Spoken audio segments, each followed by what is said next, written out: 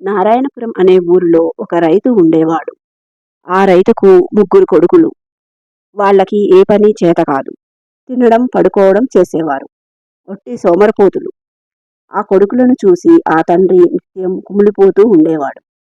ఎలాగైనా వాళ్ళకి బుద్ధి చెప్పి వాళ్ళని సరైన దారిలో పెట్టాలని నిర్ణయించుకున్నాడు.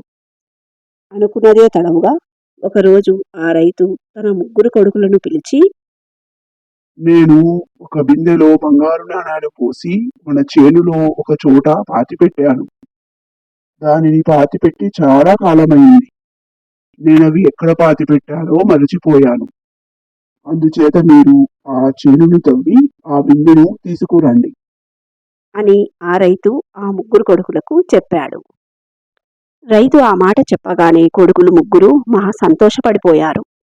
వెంటనే ఆ ముగ్గురు హుటాహుటీన చేను దగ్గరికి పరుగందుకున్నారు. చేను అంతా తవ్వడం మొదలుపెట్టారు. చేను అంతా తవ్వినా ఆ బంగారు నాణాల బిందె ఎక్కడా కనపడలేదు. వెంటనే ఇంటికొచ్చి ఆ విషయం తండ్రికి చెప్పారు. ఆ రైతు ఒక్క నిమిషం ఆలోచించి ఇలా అన్నాడు. చూడండి, బిందె పోతే పోయిందిలే. మీరు చాలా కష్టపడి చేనంతా తవ్వారు కదా. మీరు కొన్ని విత్తనాలు కొని తెచ్చుకొని చేలో మొత్తం చల్లండి అని అన్నాడు. సరే అని తండ్రి చెప్పినట్టు విత్తనాలు తెచ్చి చేనులో చల్లారు. వారి అదృష్టం బాగుండి విత్తనాలు చల్లిన కొద్ది రోజులకే మంచిగా వర్షాలు పడ్డాయి. చేను చాలా ఏపుగా పెరిగింది. రైతు పచ్చగా ఉన్న ఆ చేనును చూసి సంతోషపడిపోయాడు. పంట చాలా బాగా పండి బస్తాల కొద్దీ ధాన్యం చేతికొచ్చింది. తినటానికి సరిపడా బస్తాలను ఉంచుకొని మిగతా బస్తాలను మార్కెట్లో అమ్మమని కొడుకులకు చెప్పాడు ఆ రైతు. ఆ కొడుకులు ధాన్యాన్ని అమ్మగా వచ్చిన డబ్బును వాళ్ళ తండ్రికి తెచ్చిచ్చారు. అప్పుడు రైతులు కొడుకుతో, ఇదే నేను చేనులో పాతిపెట్టిన సొమ్ము. ఇలాగే మీరు ప్రతి సంవత్సరము కష్టపడి పనిచేస్తే మీకు బోలెడంత డబ్బు సంపాదించుకోవచ్చు.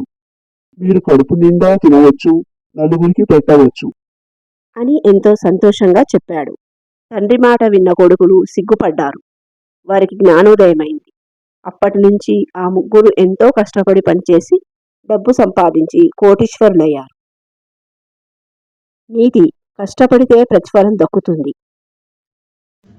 ఈ కథ మీకు నచ్చినట్లయితే సబ్స్క్రైబ్ చేసుకోండి, లైక్ చేయడం మర్చిపోకండి.